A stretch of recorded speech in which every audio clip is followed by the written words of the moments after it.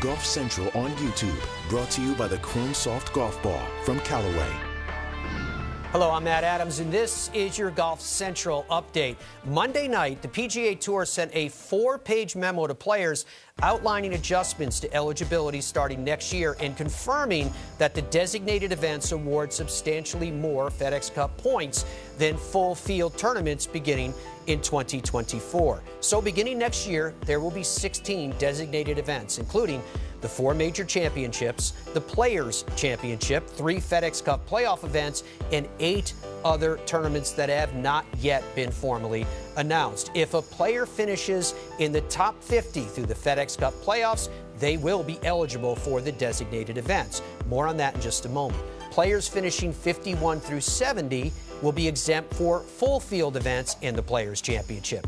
Any player who finishes in the top 125 of the FedEx Cup standings will also be exempt into full field events, as will the top 10 from the DP World Tour, the top 30 in the Korn Ferry Tour, and the top 5 of Q School. And players 126 through 150 will have entry into the fall season events so they can improve their status. As far as those designated events, though, are concerned, as we mentioned, the top 50 players in the FedEx Cup standings through the playoffs will be eligible, as will the top 10 players available and not otherwise exempt in the current year's FedEx Cup standings. In addition, winners on the PGA Tour will gain entry to the designated events, as will players in the top 30 of the world rankings, and there will be 4 sponsors exemptions at each event. The PGA Tour is at the Valero Texas Open this week.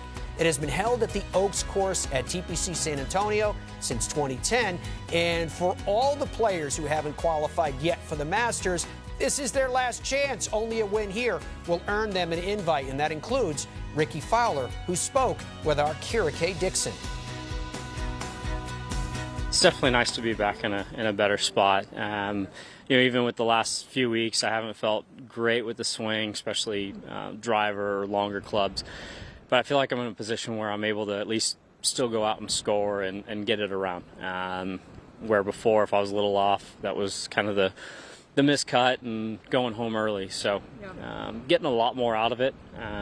We've had some good finishes, been up there with at least some chances to be in contention. A lot more fun. Nice to be back in a good spot. And, we're kind of here for one reason, obviously to win, but, can't really focus too much on that. It's, a bit more about just trying to get back in a good spot swing-wise and make some good swings, execute, and, ultimately see if we can be in a good spot come Sunday afternoon. Mm-hmm.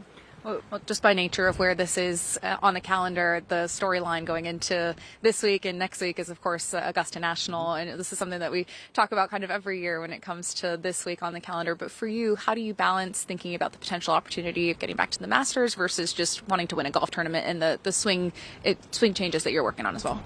I'd love to win and be, at Augusta next week. But, at the same time, you don't really want to go and just say, oh, I have to win, I have to do this. You put too much kind of pressure and thought towards that versus, hey, what are we working on? Kind of finding, whether it's 1, 2 things to really focus on and just diving into every shot, the best that we can, and execution. That's more my focus. And like I said earlier, do that, ultimately end up in a spot where we have a chance on Sunday. And that's really all we can ask for. I think sometimes, everyone's here trying to win. Everyone knows that there's a ticket to Augusta if you win this, but you can't solely focus on that. Keep things small and end up in a good spot.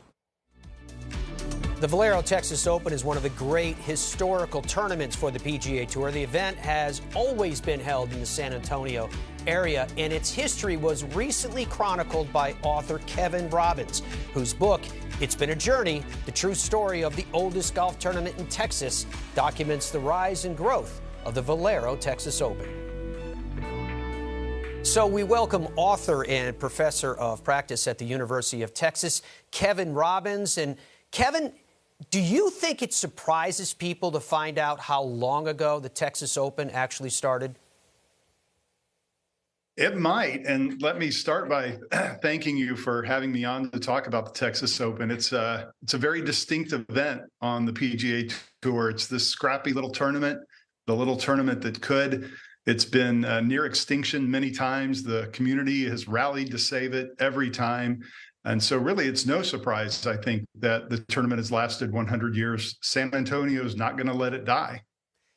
How significant was the Texas Open then to building, I guess, call it a base of destination tourism for the San Antonio area? It was huge in creating that base, that destination for tourism in San Antonio. It was created as an event to bring people to South Texas in the wintertime to see that the climate was nice, the trees were still leafed. It was a good time to be in South Texas.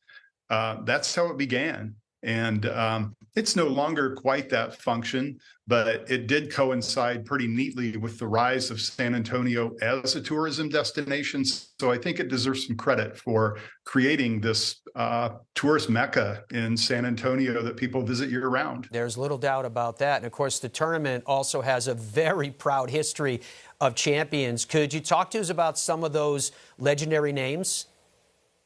Sure, man. We could just go down the list of the World Golf Hall of Fame. Nearly everybody who is in the Hall of Fame on the men's side seemed to have won at the Texas Open, the glaring omission being Jack Nicklaus.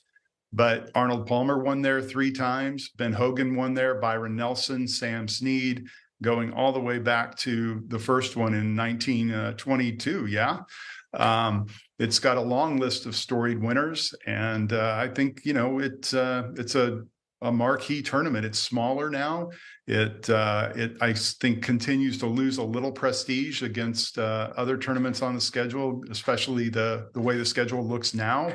The field's not this year what it typically has been, but somebody's going to win. Somebody might win for the first time, and it's going to be the most memorable event in their lives.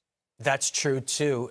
I am curious, though, when you talk about the history and the evolution of the event, can you tell us, Kevin, what impact the Texas Open had on the creation of really the entire winter portion of the tour as we know it today?